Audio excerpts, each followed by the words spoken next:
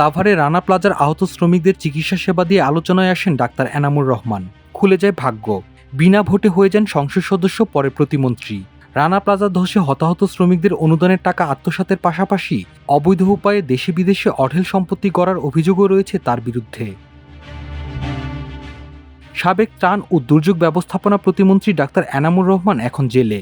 অবৈধ সম্পদ অর্জনের অভিযোগে সম্প্রতি দুদকে হয়েছে মামলা। তার প্রথম স্ত্রীর অবৈধ সম্পদের তদন্ত করছে দুদক।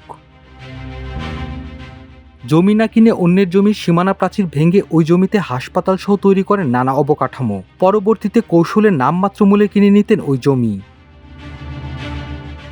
তেঁতুলঝোড়া ইউনিয়নের ফুলবাড়িয়ে রয়েছে তার ময়দা তৈরির কারখানা ও একাধিক প্লট। ঢাকার বসুন্ধরার আবাসিক এলাকায় নামে বেনামে একাধিক ফ্ল্যাট। তবে এসব সম্পত্তির বেশিরভাগই করেছেন প্রথম স্ত্রী রওশন আরা চৌধুরী ও তৃতীয় স্ত্রী ফরিদা আক্তারের নামে। তার দ্বিতীয় স্ত্রীর নামেও রয়েছে বিপুল সম্পত্তি। সাভার সংলগ্ন ধামরাইয়ের সুঙ্গুর মৌজায় রয়েছে 2 একর 88 শতক জমি। এছাড়াও তার দখলে রয়েছে হিন্দু সম্প্রদায়ের মঠ মন্দিরের দেবত্বর সম্পত্তি ও খাস খতিয়ানের বেশ কয়েক একর জমি। ধামরাইয়ের সোয়াপুর ইউনিয়নের রোহা গ্রামে রয়েছে প্রায় 50 একর জমি, যার বেশিরভাগই প্রথম স্ত্রীর নামে। পৌর এলাকার রাজাবাড়ি মৌজায় রয়েছে বিশেষভাবে তৈরি 5তলা ডুপ্লেক্স বাড়ি। দক্ষিণ দরিয়াপুর মৌজার ঈদগাহ মাঠ সংলগ্ন এলাকায় বড় ছেলের নামে রয়েছে 6তলা বাড়ি। দ্বিতীয় স্ত্রীর নামে 6তলা বাড়ি রয়েছে পৌর এলাকার উলাইলে।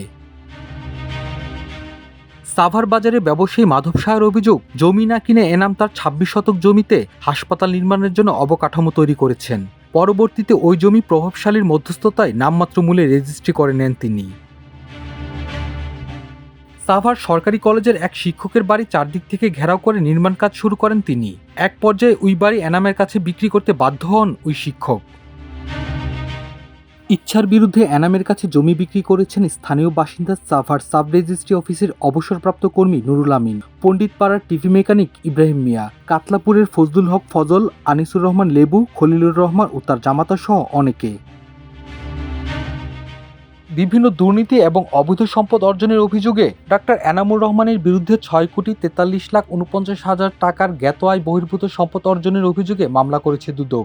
এছাড়া তার প্রথম স্ত্রী রওশন আক্তার চৌধুরীর নামে 28,26,89,299 টাকার সম্পদ অর্জনের অভিযোগ খতিয়ে দেখছে দুদক। দুদক জানায়, এনাম মেডিকেল হাসপাতাল, Enam education and industrial village limited এবং এনাম ক্যান্সার হাসপাতাল লিমিটেডে কোটি কোটি টাকা বিনিয়োগ করেছেন তিনি। অন্যদিকে এনামের 4 স্ত্রীর নামে স্থাবর ও অস্থাবর সম্পদ থাকলেও তাদের সম্পদের বিবরণ প্রকাশ করেননি তিনি। 2023 সালের ডিসেম্বরে জমা দেওয়া হলফনামা অনুযায়ী ওই সময়ে এনামের আয়ের উৎস ছিল শিক্ষকতা, চিকিৎসা ও আইন ব্যবসা। এ সময় তার বার্ষিক আয় ছিল 6,84,000 টাকা। 2018 সালে এনামের আয়ের উৎস ছিল ব্যবসার শেয়ার, সঞ্চয়পত্র, এফডিআর ও সংসদ সদস্যের ভাতা। হলফনামা অনুযায়ী সে সময় তার বছরের আয় ছিল 30 লাখ টাকা। 2019 সালের জানুয়ারিতে প্রতিমন্ত্রী হিসেবে শপথ নেওয়ার পর বাড়তে থাকে তার সম্পদ। দেশ বিদেশে বিপুল সম্পদ গড়ে তোলেন স্ত্রী ও সন্তানদের নামে। তার 3 সন্তান লেখাপড়ার জন্য বসবাস করছেন বিদেশে।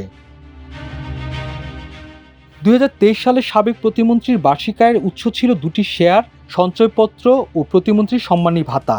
সে বছর দেওয়া তথ্য অনুযায়ী প্রায় 8,29,00,000 টাকার স্থাবর অস্থাবর সম্পদ ছিল ডাক্তার এনামের। দশম ও একাদশ জাতীয় সংসদ নির্বাচনের হলফনামায় স্ত্রীদের সম্পদের কোনো হিসাব দেননি তিনি। ডাক্তার এনামের প্রথম স্ত্রী রওশন আক্তার চৌধুরীর সঙ্গে মোবাইল ফোনে এই বিষয়ে যোগাযোগের চেষ্টা করা হলেও তাকে পাওয়া যায়নি। খুদে বার্তা পাঠিয়েও যোগাযোগ করা হয়, কিন্তু তাতে তিনি সাড়া দেননি। চতুর্থ স্ত্রী ফরিদা আক্তারের বক্তব্য জানার চেষ্টা করা হলেও তিনি ফোন রিসিভ করেননি। Multimedia desk.